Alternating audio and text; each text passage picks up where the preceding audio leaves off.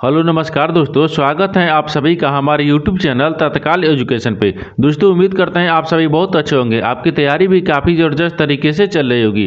दोस्तों आज हम आप लोगों के लिए रीजनिंग के 15 अति महत्वपूर्ण प्रश्न के बारे में इस वीडियो में बताएंगे, जो सभी परीक्षाओं के लिए बहुत महत्वपूर्ण प्रश्न होने वाले हैं। आप किसी भी गवर्नमेंट एग्जाम की तैयारी कर रहे हैं, इस टाइप के प्रश्न हमेशा पेपर में देखने को मिलेंगे।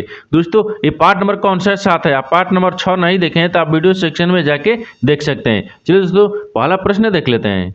दोस्तों पहला नंबर प्रश्न है, इसमें देखिए नीचे दी गई श्रृंखला श्रेणी में प्रश्नवाचक चिन्ह के स्थान पर कौन सी संख्या आएगी। देखिए नीचे यहाँ पर आपको एक श्रृंखला दे, इन श्रृंखला में बताना प्रश्नवाचक चिन्ह पर इन चार ऑप्शन में से कौन सी संख्या यहाँ पर भरा जाएगा। देखिए तो यहाँ पर सबसे पहले ध्यान से देखते हैं ये श्रृंखला किस प्रकार से चल रहा है। देखिए यहाँ पर क्या हो रहा है 22 लेकर यहाँ पर 34 हो रहा है, 34 ले यहाँ पर क्या हो रहा है 48 हो रहा है, 48 ले यहाँ पर 64 हो रहा है, 64 ले यहाँ पर 82 हो रहा है, और 82 से आपको यहाँ पर प्रश्नवाचक चिन्ह दिया है। इन्हीं की जगह पर बताना है कौन सी संख्या भरा जाएगा। देखिए तो यहाँ पर 22 लेके क्या हो रहा है 34 हो रहा है, तो 22 में क्या करते हैं, अगर 22 में यहाँ पर 12 को जोड़ देंगे तो कितना क्या 34 आ जाएगा। और देखिए 34 लेकर लिख रहा है 48 लिख रहा है, तो 34 में आप क्या करेंगे 14 को जोड़ देंगे 48 आ जाएगा। और 48 लेकर लिख रहा है 64 लिख रहा है, तो 48 में क्या करते हैं 48 में यहाँ पर 16 को जोड़ देंगे तो 64 आ जाएगा। और 64 लेकर लिख रहा है 82 लिख रहा है, तो 64 में अगर क्या करेंगे यहाँ पर 18 को जोड़ देंगे कितना देगा यानी 82 आ जाएगा। तो 82 में क्या करेंगे, देखिए तो 82 में आपको क्या करेंगे यहाँ पर 20 को जोड़ देंगे, क्योंकि देखिए यहाँ पर क्या लिख रहा है यानी 12 2 14 2 16 2 18 2 20 हो जाएगा। तो 82 में 20 को जोड़ देंगे तो कितना देगा 102 आ जाएगा। कितना का 102 आ जाएगा, यानी इस प्रश्नवाचक चिन्ह पर कौन सा संख्या भरा जाएगा 102 हो जाएगा। तो 102 को देखते हैं किस ऑप्शन में दिया है, यानी ऑप्शन नंबर यहाँ पर सी सही हो जाएगा। दोस्तों मैं उम्मीद करता हूँ इस प्रश्न को भी आप अच्छे तरह से समझ पाए होंगे। चलो दोस्तों नेक्स्ट प्रश्न देख लेते हैं। दोस्तों दूसरा नंबर प्रश्न है, इसमें देखिए नीचे दिए गए विकल्पों में से संबंधित संख्या को चुनिए। देखिए नीचे यहाँ पर आपको एक संबंधित संख्या दिया है, यहाँ पर उसी प्रकार से बता देखिए ABC जो है ना आपको 234 से समित है, ठीक उसी प्रकार से XYZ जो है ना इस प्रश्नवाचक चिन्ह पर इन चार ऑप्शन में से किसी से संबंधित होगा। देखिए तो यहाँ पर सबसे पहले ध्यान से देखते हैं कि ABC जो है ना आपको यानी 2 3 4 से किस प्रकार से समित है। ठीक है, देखिए यहाँ पर सबसे पहले ध्यान से देखिए यहाँ पर क्या दिख रहा है ए कितने पाता है, तो ए आपको 1 पाता है। ठीक है, स्थानीय में लिख रहा है। और देखिए यहाँ पर बी कितने पाता है तो 2 पाता है, और सी कितने पाता है 3 पाता है। देखिए इनको ध्यान से देखिए, इनमें क्या दिख रहा है 1 2 3 दिख रहा है, यहाँ पर 2 3 4 दिख रहा है, यानी एक देखिए एक क्या लिख रहा है यहाँ पर 2 लिख रहा है। तो एक में क्या कर रहा है, एक में अगर 1 को जोड़ देंगे कितना क्या 2 आ जाएगा। और देखिए यहाँ पर 2 से क्या लिख रहा है तो 2 से देखिए 3 लिख रहा है, तो 2 में भी क्या करेंगे 2 में आपको 1 को जोड़ देंगे तो कितना क्या 3 आ जाएगा। और 3 से क्या लिख रहा है देखिए यहाँ पर 4 लिख रहा है, तो 3 में क्या करेंगे 3 में अगर 1 को जोड़ देंगे तो 4 आ गया। यानी देखिए ABC का स्थानीय मान लिखेंगे और स्थानीय मान जो है उसमें एक एक के जोड़ देंगे, तो यहाँ पर क्या लिख रहा है 234 आ गया है। ठीक है, उसी प्रकार से क्या करेंगे XYZ को रखेंगे। देखिए X कितने पता है, यहाँ पर देखिए 1 से आपको 24 पता है, कितना है 24, यानी स्थानीय मान कितना होता है 24 होता है। और यहाँ पर देखिए y कितने पता है तो y 25 पता है, कितने पर 25 पता है। ठीक है, और यहाँ पर देखिए Z कितने पता है 26 पता है, कितने पर 26 पर। इन सब में भी क्या करेंगे यानी एक को जोड़ेंगे। जैसे यहाँ पर देखिए 24 में क्या करेंगे 1 को जोड़ देंगे, जब 24 में 1 को जोड़ देंगे यहाँ पर कितना आ जाएगा, यानी 24 में 1 को जोड़ेंगे तो कितना क्या 25 आ जाएगा। ठीक है, कितना क्या 25 आ जाएगा। देखिए 1 को जोड़ेंगे ना, यहाँ पर 1 को जोड़ देंगे कितना क्या 25 आ जाएगा। ठीक है, तो यहाँ पर क्या लिखा जाएगा यहाँ पर 25 हो जाएगा। ठीक है, 25 हो गया। फिर देखिए 25 में भी 1 को जोड़ देंगे कितना क्या है तो यहाँ पर 26 हो जाएगा, कितना क्या 26 हो जाएगा। और देखिए यहाँ पर 26 में भी क्या करेंगे 1 को जोड़ देंगे तो यहाँ पर कितना क्या यानी 27 आ जाएगा, कितना क्या 27 है ना, यहाँ पर 27 हो जाएगा। देखिए इन सब में क्या करेंगे एक को जोड़ा है। अब देखिए यहाँ पर क्या होगा XYZ यानी प्रश्नवाचक चिन्ह पर कौन सा संख्या भरा जाएगा। देखिए 25 26 27, 25 26 27 देखते हैं किस ऑप्शन में दिया है, यानी ऑप्शन नंबर कौन सा होगा 25 26 27, यानी ऑप्शन नंबर ए आपका सही हो जाएगा। दोस्तों मैं उम्मीद करता हूँ इस प्रश्न को भी आप अच्छे तरह से समझ पाए होंगे। चलो दोस्तों नेक्स्ट प्रश्न देख लेते हैं। दोस्तों तीसरा नंबर प्रश्न है, इसमें देखिए दिए गए चित्र में यानी सीधी रेखाओं की संख्या कितनी है। देखिए नीचे यहाँ पर आपको एक आकृति दी है, इन आकृति बताना है कि सीधी रेखाओं की संख्या कितनी है। देखिए तो यहाँ पर क्या करेगा, वीडियो को रोककर खुद अपने आप से बनाने की कोशिश करिएगा, और 15 प्रश्न में से आपने कितने प्रश्न सही किए वीडियो को लास्ट में कमेंट में जरूर बताइएगा। और इस चैनल पर पहली बार आए हैं तो चैनल को सब्सक्राइब कर बेल आइकन घंटी को प्रेस जरूर कर लीजिएगा, क्योंकि सबसे पहले इस तरह का क्लास आपको मिलता रहे। देखिए तो यहाँ पर सबसे पहले ध्यान से देखते हैं इसमें सीधी रेखाओं की संख्या कितनी दिख रही है। देखिए यहाँ पर क्या दिख रहा है ए वाला आपको एक सीधा रेखा दिख रहा है। ठीक है, ई वाला क्या दिख रहा है दूसरा रेखा दिख रहा है। ठीक है, ये क्या हो गया देखिए यहाँ पर ई सीधी रेखा 1 हो गया, यहाँ पर ई सीधी रेखा कितना गया 2 हो गया, और 2 के बाद में देखिए एक ई वाला दिखेगा तो 3 हो गया, और 3 के बाद में ई वाला दिखेगा तो 4 हो गया। ठीक है, 4 हो गया। 4 के बाद में अगर इसको देखेंगे तो ये 5 हो गया, और इसको ई वाला देखेंगे तो 6 हो गया, और ई वाला को देखेंगे तो 7 आ गया। ठीक है, 7 आ गया, और ई वाला यहाँ से देखेंगे ये 8 आ गया। ठीक है, 8 हो गया। 8 के बाद में इधर से रखेंगे तो 9 हो गया। 9 के बाद में ई वाला रखेंगे कितना गया, 10 आ गया। कितना है, 10 आ गया। और 10 के बाद में अगर इसको रखेंगे ये 11 आ गया। ठीक है, 11 आ गया। और 11 के बाद में देखिए ई वाला देखेंगे 11 हो गया। 11 के बाद में इसको क्या देखेंगे, इसको 12 हो गया। कितना गया, 12 हो जाएगा। देखिए ये कितना गया, 12 गया। 12 के बाद में और देखिए ये वाला कितना गया, 13 आ गया। लेकिन 13 आ गया, देखिए इसमें 13 को आकृति दिख रहा है सीधा। देखिए ये वाला जो आपको 7 नंबर है वो 7 नंबर क्या है, वो पूरे आके क्या पूरा सीधा रखा है ना। देखिए यहाँ पे क्या करते हैं, यहाँ पर फिर से आपको बनाते हैं। देखिए यहाँ पे क्या लिख रहा है, यहाँ तक तो ठीक है। देखिए यहाँ तक ही ठीक है। यहाँ के बाद में देखिए यहाँ से समझिए, यहाँ पर 6 को दिख रहा है, 6 को तो ठीक है कि नहीं, सीधी रेखा दिख रहा है। लेकिन 6 के बाद में ई वाला आपको एक पूरा है ना, ई वाला पूरा होगा तो पूरा का मतलब क्या होगा, 7 हो गया। कितना का, 7 हो गया। और 7 के बाद में देखिए ई वाला यहाँ से देखेंगे ये 8 हो गया। ठीक है, 8 हो गया। अगर इसको देखेंगे तो ई वाला क्या दिख रहा है, 9 दिख रहा है। अगर इसको ई वाला दिखेंगे कितना दिख रहा है, 10 को दिख रहा है। और 10 के बाद में देखिए ई वाला देखेंगे 11 दिख रहा है। ठीक है, 11 हो गया। और ई वाला भी बाकी है ना, ई वाला कितना गया, 12 गया। कितना गया, 12 गया। इस आकृति में कितने सीधे रेखाओं की संख्या है, ठीक है, यानी सीधी रेखाओं की संख्या कितनी है, तो 12 को है। कितने, 12 को है। तो 12 को देखते हैं किस ऑप्शन में दिया है। ऑप्शन नंबर यहाँ पर बी सही हो जाएगा। दोस्तों मैं उम्मीद करता हूँ इस प्रश्न को भी आप अच्छे तरह से समझ पाए होंगे। चलिए दोस्तों नेक्स्ट प्रश्न देख लेते हैं। दोस्तों 4 नंबर प्रश्न है, इसमें देखिए यदि लॉगिन, देखिए लॉगिन को यहाँ पर क्या लिख रहे हैं, IG यानी COL लिखा जाता है, तो यहाँ पर FRUIT को किस प्रकार लिखा जाएगा। देखिए यहाँ पर सबसे पहले प्रश्न समझिए, इसमें बोल कर है। ठीक है, देखिए यहाँ पर क्या बोल रहा है, ये आपको क्या बोल रहा है कि देखिए लॉजिक, यहाँ पर क्या लिख रहा है, L लिख रहा है। ठीक है, L लिख रहा है, O लिख रहा है, G लिख रहा है, I लिख रहा है और C लिख रहा है। इसको देखिए यहाँ पर क्या लिख रहा है, I लिख रहा है। ठीक है, I लिख रहा है, G लिख रहा है, यहाँ पर देखिए ये क्या लिख रहा है, G लिख रहा है, C लिख रहा है, O लिख रहा है, L लिख रहा है। ये किस प्रकार से लिख रहा है, आपको इसको पहले ध्यान से देखिए। यहाँ पर देखिए क्या लिख रहा है, C को देखिए यहाँ पर C लिख दिया है। ठीक है, और देखिए और कहीं दिख रहा है, और कहीं दिख रहा है, देखिए इधर से पहले बनाते हैं। देखिए एल को आपको देखिए इधर से एल ले लिया है, यहाँ पर क्या कि ओ को ओ ले लिया है। ठीक है, यहाँ पर देखिए जी को जे ले लिया है। या इससे पहले क्या करेंगे, यहाँ पर 2 को इधर से रखते हैं। मान लीजिए इधर से रखेंगे तो इधर से मान लीजिए जी हो गया। ठीक है, छोड़ दीजिए, यहाँ पर जी हो गया। जी के बाद में देखिए यहाँ पर आई आ गया, और आई के बाद में यहाँ पर देखिए क्या गया, सी आ गया। कितने का, सी आ गया। ठीक है, उसी प्रकार से देखिए लॉजिक को यहाँ पर क्या लिखा है, इतना लिखा है। उसी प्रकार से क्या करेंगे, यानी फ्रूटी को लिखेंगे। देखिए यहाँ पर एफ लिख रहा है, यानी आर लिखा है, यू लिखा है, आई लिखा है और टी लिखा है। इनको कैसे लिखेंगे, देखिए तो यहाँ पर सबसे पहले यहाँ पर आएगा एफ, यहाँ पर एल की जगह पर क्या जाए, एफ आ गया। ठीक है, एफ हो गया। एफ के बाद में देखिए क्या करेंगे, यहाँ पर ई दूसरा वाला को यहाँ पर रखेंगे तो आर आ गया। कितना गया, आर आ गया। ठीक है, आर आ गया। लेकिन यहाँ पर एक अक्षर छोड़ देंगे तो यहाँ पर भी हमको क्या आना चाहिए, आई आना चाहिए। देखिए आई आना चाहिए। ठीक है, आई के बाद में यहाँ पर क्या हो गया, आई हो गया। लेकिन एक अक्षर और छोड़ेंगे तो यहाँ पर ई आना चाहिए। ठीक है, यहाँ पर ई हो गया। अब देखिए यहाँ पर क्या करेंगे, यहाँ पर आर हो गया, ई हो गया, आई हो गया। यहाँ पर टी क्या है, तो टी की जगह यहाँ पर देखिए टी आपको यहाँ पर रख लेंगे। ठीक है, टी हो गया। अब देखिए आई यू, देखिए यहाँ पर FRUIT को क्या लिख गया, तो देखिए यहाँ पर क्या लिख रहा है, तो यहाँ पर टी देखिए ई क्या लिख रहा है, IUT देख रहे हैं किस ऑप्शन में दिख रहा है, देखिए आई इसमें दिख रहा है, इसमें दिख रहा है नहीं, आई नहीं शुरू में दिख रहा है, इसमें देखिए आई दिख रहा है, यू दिख रहा है, टी दिख रहा है और RF दिख रहा है, यानी ऑप्शन नंबर बी आपका क्या हो जाएगा, सही हो जाएगा। दोस्तों मैं उम्मीद करता हूँ इस प्रश्न को भी आप अच्छे तरह से समझ पाए होंगे। चलो दोस्तों नेक्स्ट प्रश्न देख लेते हैं।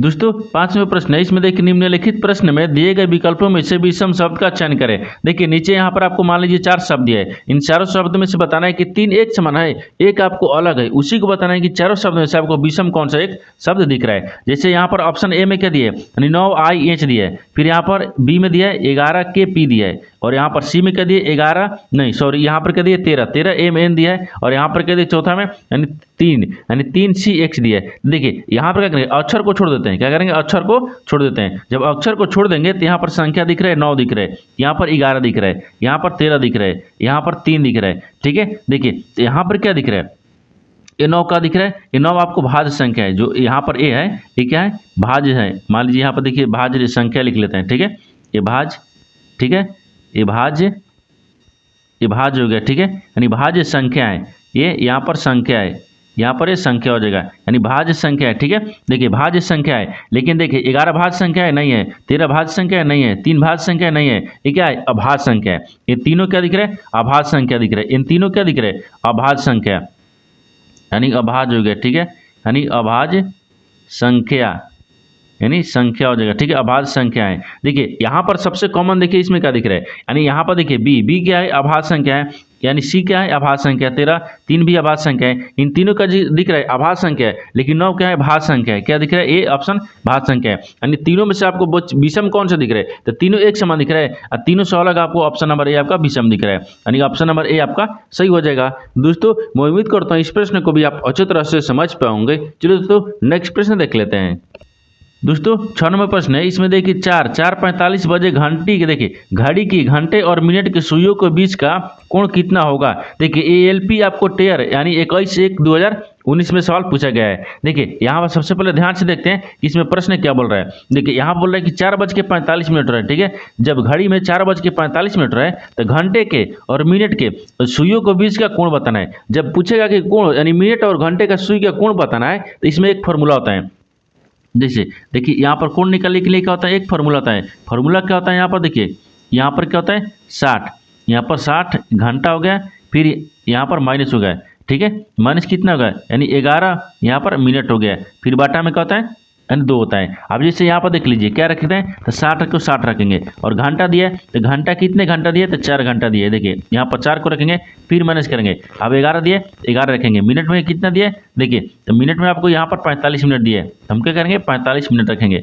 अब यहाँ पर देखिए अब इसमें 2 से भाग कर लेंगे, अब 6 को 24 हो गया, इनको क्या करेंगे 240 हो गया। अब देखिए 11 को और 45 में गुना करेंगे तो कितना का 495 आ जाएगा। ठीक है 495 और 405 अब इसमें क्या करेंगे 2 से भाग करेंगे, जब 2 से भाग करेंगे तो यहाँ पर ध्यान से देखिए कितना आ जाएगा। देखिए 495 में से अगर 240 को घटा लेंगे तो कितना बचेगा 255 आ गया। 255 में 2 से भाग करेंगे तो कितना आ जाएगा, भाग करने के बाद में देखिए यहाँ पर कितना का 127 यानी 127 पॉइंट कितना का 5 आ गया, यानी कितना डिग्री बन गया 127.5 डिग्री हो गया। देखिए मिनट और घंटे के सुई का बीच का डिग्री का कोण कितना बन गया यानी 127.5 डिग्री। तो 127.5 डिग्री देखते हैं किस ऑप्शन में दिया है, यानी ऑप्शन नंबर यहाँ पर सी सही हो जाएगा। दोस्तों मैं उम्मीद करता हूँ इस प्रश्न को भी आप अच्छे तरह से समझ पाए होंगे। चलो दोस्तों नेक्स्ट प्रश्न देख लेते हैं। दोस्तों 7 नंबर प्रश्न है, इसमें देखिए नीचे दिए गए विकल्पों में से संबंधित शब्द को चुनिए। देखिए नीचे यहाँ पर आपको एक संबंधित शब्द है, यानी सूर्य जो है आपको पृथ्वी से संबंधित है, ठीक उसी प्रकार से बताना है कि चंद्रमा जो है ना इस प्रश्नवाचक चिन्ह पर इन 4 ऑप्शन में से किसी से संबंधित होगा। देखिए तो सबसे पहले इसमें ध्यान से देखें यहाँ पर कौन किसी से संबंध दिख रहा है। देखिए यहाँ पर पृथ्वी दिख रहा है, यानी पृथ्वी जो है ना आपको सूर्य से किस प्रकार से संबंधित है उसी प्रकार से चंद्रमा को रखेंगे कि यानी प्रश्नवाचक चिन्ह पर किसी से संबंधित होगा, और इन 4 ऑप्शन में से किससे संबंधित होगा। देखिए तो सबसे पहले इसमें ध्यान से देखिए यहाँ पर पृथ्वी जो है ना वो चंद्रमा से किस प्रकार से संबंधित है। तो पृथ्वी जो है ना यानी पृथ्वी के चारों ओर चंद्रमा क्या घूमती है, क्या कहते हैं घूमती है, या पृथ्वी जो है ना सूर्य के चारों ओर घूमती है। ठीक है, तो यहाँ पर कहते हैं देखिए जो पृथ्वी होगा पृथ्वी वो आपको क्या करेंगे सूर्य की चारों ओर घूमती है। तो यहाँ पर लिख लेते हैं चारों ओर। ठीक है, देखिए यहाँ पर चारों ओर हो गया। ठीक है, यहाँ पर चारों ओर घूमती है लिखेंगे, यानी चारों ओर। ठीक है, चारों हो गया, चारों ओर हो गया, यानी चारों ओर। देखिए यहाँ पर क्या होगा चारों ओर। ठीक है, पृथ्वी जो है ना वो सूर्य के चारों ओर घूमती है, यहाँ पर चारों ओर हो गया। ठीक है, यानी चारों ओर घूमती है, यहाँ पर घूमती है। ठीक है, यानी घूमती है, क्या करते घूमते हैं, यानी जिस प्रकार से देखिए पृथ्वी जो है वो पृथ्वी सूर्य के चारों ओर घूमती है, ठीक उसी प्रकार से यहाँ पर चंद्रमा जो है ना चंद्रमा इस प्रश्नवाचक चिन्ह पर किसी से संबंधित होगा। चंद्रमा जो है यानी चंद्रमा क्या है यानी चक्कर लगाता है। चंद्रमा जो है ना आपको किसको यानी पृथ्वी को चक्कर लगाता है। चंद्रमा जो है वो आपको पृथ्वी के चक्कर लगाते हैं। तो यहाँ पर भी क्या हो जाएगा, यहाँ पर भी आपको पृथ्वी ही हो जाएगा। क्या है पृथ्वी हो जाएगा, यानी पृथ्वी को चारों ओर देखिए पृथ्वी के चारों ओर कौन सा चक्कर लगाता है तो चंद्रमा लगाता है। ठीक है, तो यहाँ पर चक्कर को रखते हैं। ठीक है, ये चक्कर हो गया, यानी चक्कर लगाता है, ठीक है लगाता है। देखिए जिस प्रकार से पृथ्वी जो है ना पृथ्वी आपको यानी सूर्य के चारों ओर घूमती है, उसी प्रकार से चंद्रमा जो है ना चंद्रमा आपको पृथ्वी के चारों चक्कर लगाती है। ठीक है, यानी चक्कर लगाती है। पृथ्वी जो है वो चंद्रमा जो है ना वो पृथ्वी के चक्कर लगाती है। तो यहाँ पर क्या हो जाएगा पृथ्वी भरा जाएगा, यानी प्रश्नवाचक चिन्ह पर कौन सा शब्द हो जाएगा यानी पृथ्वी हो गया। पृथ्वी को देखते हैं किस ऑप्शन में दिया है, ऑप्शन नंबर यहाँ पर भी सही हो जाएगा। दोस्तों मैं उम्मीद करता हूँ इस प्रश्न को भी आप अच्छी तरह से समझ पाएंगे। चलिए दोस्तों नेक्स्ट प्रश्न देख लेते हैं।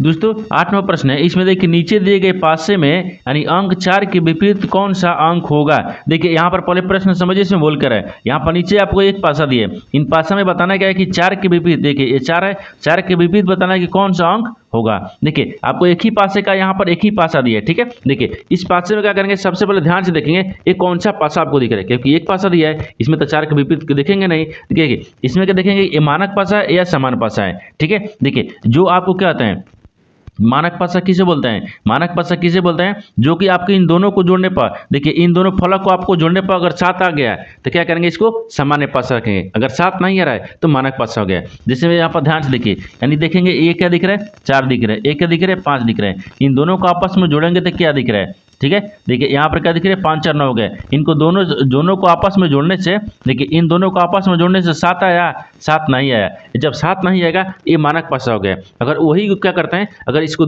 जोड़ लेते हैं, जब जोड़ने पर 7 आ जाता है उसको क्या बोलते हैं, सामान्य पासा बोलते हैं, ठीक है। देखिए तो इसमें क्या हो गया, इसमें आपको मानक पासा दिख रहा है, ये क्या है, मानक पासा है, यहाँ पर ये मानक पासा होगा, ठीक है, ये मानक हो गया, मानक हो गया, ठीक है, मानक पासा है, ये क्या है, मानक पासा है। जब मानक पासा में जब मानक पासा होगा, ठीक है, अब मानक पासा में क्या करेंगे, टोटल को जोड़ने पर कितना आता है, 7 आता है, ठीक है। अगर 7 में क्या करेंगे, 3 को हटा लेते हैं, जैसे यहाँ पर ध्यान से देखिए, क्योंकि पासा में देखिए 3 इधर से दिख रहा है तो 3 तब पीछे भी दिखेगा ना, 6 अंक होता है, कितना होता है, 6 अंक होता है। देखिए अब यहाँ पे क्या करेंगे, मानक पासा तो कितना होता है, 7 होता है, ठीक है, 7 होता है। अगर 7 में क्या करेंगे, 7 में इससे क्या करते हैं, 4 को घटा लेंगे, क्योंकि यहाँ पर 4 अंक पूछा है, क्या पूछा है, 4 अंक पूछा है, 4 अंक के विपरीत क्या होगा, तो 7 में से 4 को घटा लेंगे तो कितना बचेगा, 3 बचेगा, कितना होगा, 3 हो गया, यानी 4 के विपरीत क्या हो जाएगा, तो 4 के विपरीत आपको 3 हो जाएगा, क्योंकि जो 4 के विपरीत क्या होगा, 3 होगा, इसके पीछे वाला दिखेगा ना, क्योंकि देखिए अगर जोड़ने पर 7 आ जा रहा है उसको, ठीक है, कितना हो गया, यहाँ पर 3 हो गया, यानी इसका क्या हो जाएगा, 3 हो जाएगा, यानी 4 के विपरीत क्या हो जाएगा, 3 हो गया। तो 3 को देखते हैं किस ऑप्शन में दिया है, ऑप्शन नंबर यहाँ पर बी सही हो जाएगा।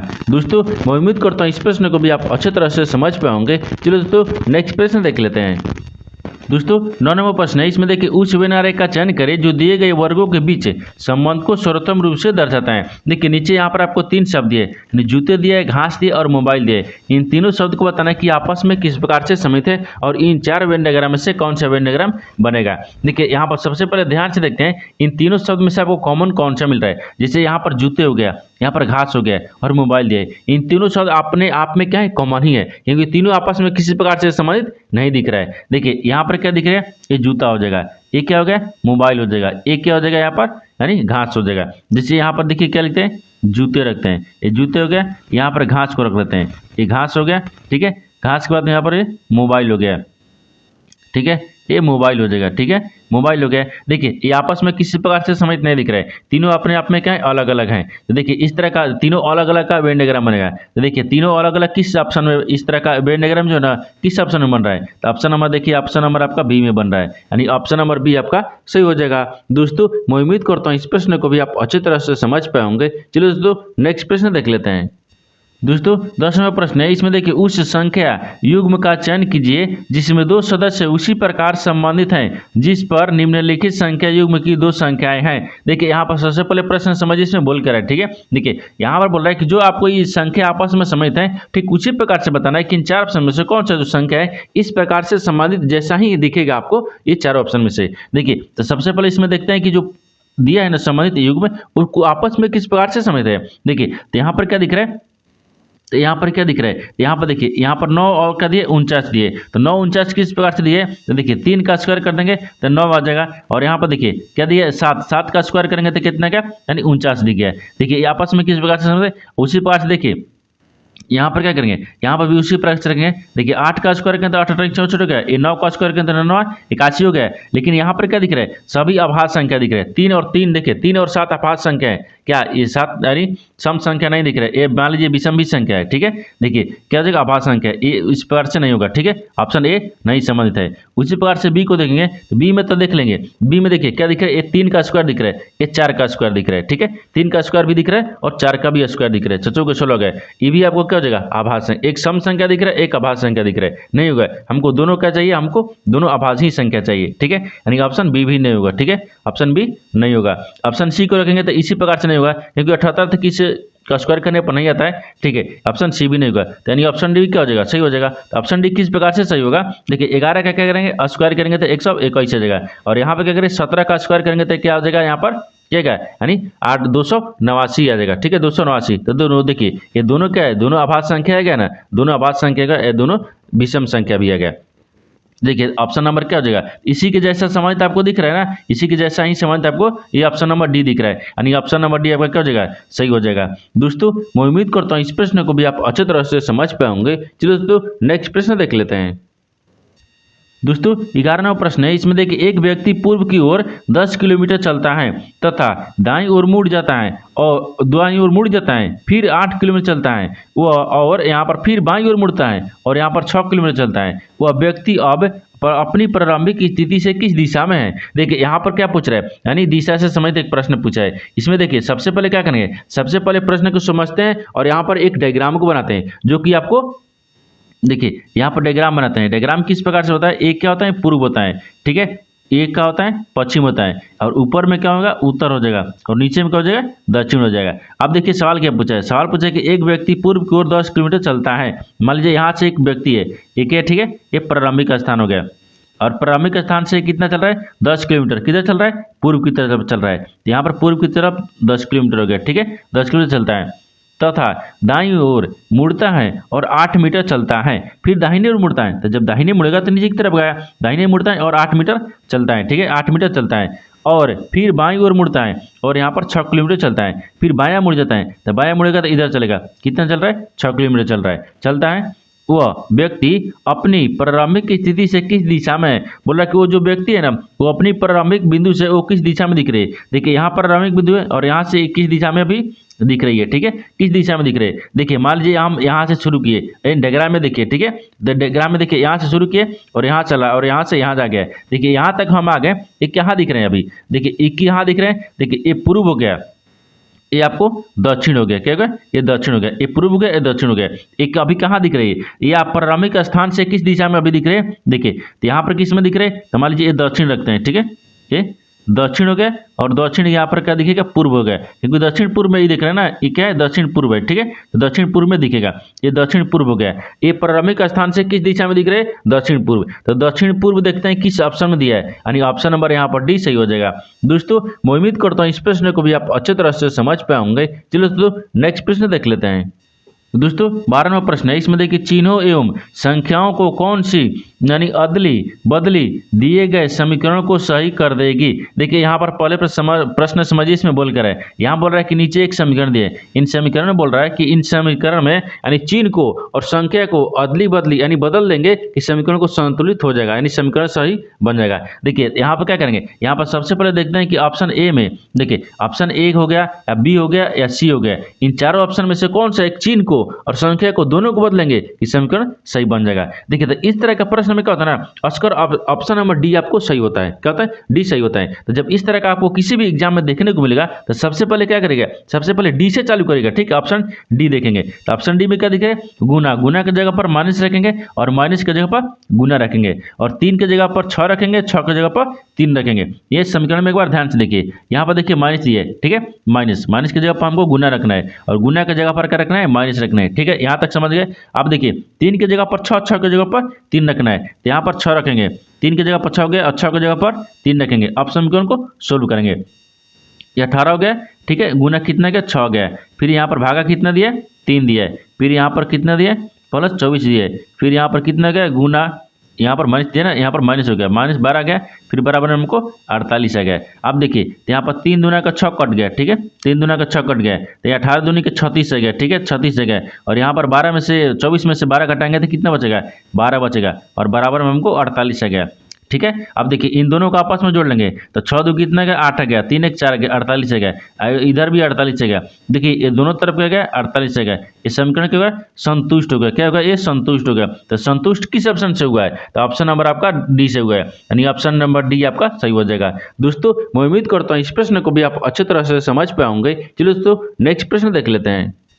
दोस्तों 13 नंबर प्रश्न है, इसमें देखिए यहाँ पर 3 वेन डायग्राम दिए है, इन तीनों वेन डायग्राम में आपको ध्यान से पढ़ना है, और नीचे सवाल पूछा है कि ऐसे कितने विद्यार्थी हैं जो अभिवक्ता, ठीक है, अधिवक्ता अधिवक्ता भी हैं, लेकिन अमेरिकन से, देखिए अमेरिकन से नहीं है। देखिए एक बार प्रश्न पहले समझिए से बोल कर है। देखिए यहाँ पर पहले डायग्राम को देखते हैं, इसमें क्या क्या दिया है। देखिए ये वाला आपको डायग्राम क्या दिख रहा है, देखिए ये वाला आपको डायग्राम क्या दिख रहा है, विद्यार्थी को दिख रहा है। ये वाला डायग्राम क्या दिख रहा है आपको, देखिए ये अभिवक्ता का दिख रहा है। और यहाँ पर ये वाला जो क्या दिख रहा है, ये वाला आपको दिख रहा है अमेरिकन दिख रहा है, ठीक है, अमेरिकन दिख रहा है। तो इन वेन डायग्राम को ध्यान से देखते हुए और समझते हुए हमको सवाल पूछा है कि ऐसे कितने विद्यार्थी हैं, ऐसे कितने विद्यार्थी हैं जो अभिवक्ता हैं, लेकिन यहाँ अभिवक्ता हैं लेकिन अमेरिकन नहीं है। इसमें देखिए वेन डायग्राम हमको बताना क्या है, हमको ये बताना है कि कितने ऐसे विद्यार्थी हैं जो अभिवक्ता भी हैं और विद्यार्थी भी हैं, लेकिन हमको क्या होना चाहिए, अमेरिकन नहीं होना चाहिए। तो अमेरिकन को क्या करते हैं, काट देंगे, क्योंकि अमेरिकन को हमको नहीं लेना है, ठीक है, अमेरिकन से कोई मतलब नहीं है, हमको अमेरिकन से कोई मतलब नहीं है। हमको इसमें बताना क्या है, इसमें बताना, इस प्रश्न में ऐसे बताना है कितने ऐसे विद्यार्थी हैं जो अभिवक्ता भी है और विद्यार्थी भी हैं। देखिए अगर क्या करेंगे, यहाँ पर केवल 15 को रखते हैं। देखिए 15 रखेंगे तो खाली विद्यार्थी में दिख रहा है, अगर यहाँ पर 45 को रखेंगे तो खाली विद्यार्थी में, अभिवक्ता में दिख रहा है। लेकिन देखिए 20 एक ऐसी संख्या है, इस वेन डायग्राम में ध्यान से देखिए, यानी 20 एक ऐसी संख्या है जो कि देखिए 20 एक ऐसी संख्या है कि क्या दिख रही है, यहाँ पर 20 एक ऐसी संख्या है जो कि देखिए विद्यार्थी में भी दिख रही है। देखिए ये विद्यार्थी में दिख रही है ना, देखिए ये आपको विद्यार्थी में भी दिख रहा है और यहाँ पर अभिवक्ता में भी दिख रहा है, देखिए अभिवक्ता में भी दिख रहा है, लेकिन देखिए अमेरिकन में दिख रहा है, नहीं दिख रहा है, अमेरिकन में नहीं दिख रहा है। तो 20 एक ऐसी संख्या है जो कि विद्यार्थी भी है अभिवक्ता भी है, लेकिन अमेरिकन नहीं है, तो 20 हो जाएगा। तो 20 को देखते हैं इस ऑप्शन में किस ऑप्शन में दिया है, ऑप्शन नंबर यहाँ पर सी सही हो जाएगा। दोस्तों मैं उम्मीद करता हूँ इस प्रश्न को भी आप अच्छे तरह से समझ पाए होंगे। चलो दोस्तों नेक्स्ट प्रश्न देख लेते हैं।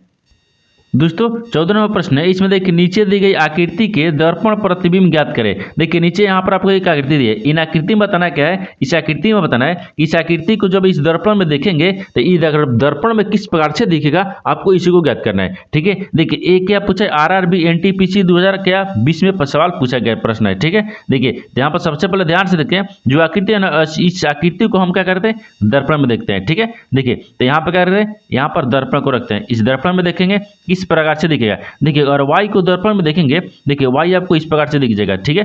r को देखेंगे तो r किस प्रकार से दिखेगा, r इस प्रकार से दिखता है। और देखिए l को क्या देखेंगे, l आपको देखिए l को देखेंगे तो इस प्रकार से दिख जाएगा। और a को देखेंगे, a तो आपको उसी प्रकार से रहेगा, v भी उसी प्रकार से रहेगा, ठीक है। और यहाँ पर I भी आपको उसी प्रकार से दिखेगा और H भी उसी प्रकार से दिखेगा, लेकिन C देखिए आपको इस प्रकार से दिख जाएगा। देखिए इस क्या है, वास्तविक आकृति है, और इसी आकृति को जब हम दर्पण में देखें ना इस प्रकार से दिख जाएगा। तो इस तरह का जो आकृति है ना वो देखते हैं किस ऑप्शन में दिख रहा है, ठीक है, किस ऑप्शन में दिख रहा है। देखिए y हो गया, y हो गया, r हो गया, a हो गया, l हो गया, v हो गया, i हो गया, c हो गया, h हो गया, ये भी दिख रहा है, ठीक है, ऑप्शन ए भी दिख रहा है, ठीक है, ऑप्शन ए दिख रहा है। लेकिन देखिए यहाँ पर ए आला दिया है, यहाँ पर ए नहीं है, एल के बाद ए है, ये आपको गलत है, ए नहीं होगा। दूसरा देखते हैं, दूसरा में देखिए y दिया है, ए आर दिया है, एल दिया है, ए दिया है, भी दिया है, ठीक है, आई दिया, एच दिया, सी दिया, यानी ऑप्शन नंबर क्या हो जाएगा, बी सही हो जाएगा।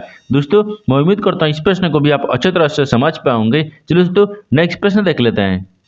दोस्तों 15वां प्रश्न है, इसमें कथन निष्कर्ष एक प्रश्न दिया है। कथन के आधार पर क्या बोलते हैं, डायग्राम को बनाते हैं, निष्कर्ष के आधार पर प्रश्न को सोल्व करते हैं। तो सबसे पहले इसमें ध्यान से देखते हैं कथन क्या बोल रहा है। देखिए कथन बोल रहा है कि सभी लाल पीले हैं, तो सभी लाल को क्या करते हैं, पीले के अंदर में रखते हैं, सभी लाल क्या है, वो पीला के अंदर है, ठीक है, ये पीला हो गया यहाँ तक, ठीक है। आगे देखिए दूसरा में क्या बोल रहा है कि कुछ पीले हरे हैं, हरे नहीं है, बोल रहा है कि कुछ जो पीला है ना क्या है, हरा नहीं है, तो कुछ पीला को हरा नहीं है, यहाँ पर हरे नहीं है, ये क्या हो जाएगा, हरा हो गया, ठीक है, हरे नहीं है। यहाँ तक तो ये कथन बोल रहा था, कथन के आधार पर डायग्राम को बना दिए। निष्कर्ष क्या बोल रहा है, इसके आधार पर प्रश्न को सोल्व करेंगे। देखिए तो निष्कर्ष क्या बोल रहा है, निष्कर्ष दिया है पहला में कि कुछ पीले लाल हैं, कुछ जो पीला है ना क्या है, लाल है, कुछ पीला, यानी सभी पीले के अंदर में लाल दिख रहा है, ये सही बोल रहा है, ठीक है, सभी का बोल रहा है कि कुछ पीले लाल हैं, तो सभी पीले के अंदर में लाल दिख रहा है, ऐसा ही बोल रहा है। दूसरा देखिए, दूसरा बोल रहा है कि सभी पीले हरे हैं, लेकिन सभी जो पीला है ना हरा है, हरा और पीला से किसी प्रकार से समझ दिख रहा है, नहीं दिख रहा है, ये किसी प्रकार से आपस में समझ नहीं है। ये क्या बोल रहा है, ये गलत बोल रहा है, क्योंकि आपको वेन डायग्राम भी गलत बोल रहा है और यहाँ पर ये भी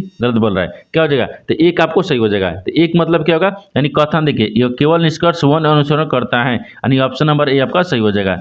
दोस्तों मैं उम्मीद करता हूँ इस प्रश्न को भी आप अच्छे तरह से समझ पाओगे। चलो दोस्तों नेक्स्ट वीडियो मिलते हैं, तब तक जय हिंद। दोस्तों इस चैनल पर पहली बार आए हैं तो चैनल को सब्सक्राइब कर बेल आइकन घंटी को प्रेस जरूर कर लीजिएगा, क्योंकि सबसे पहले इस तरह का क्लास आपको मिलता रहे।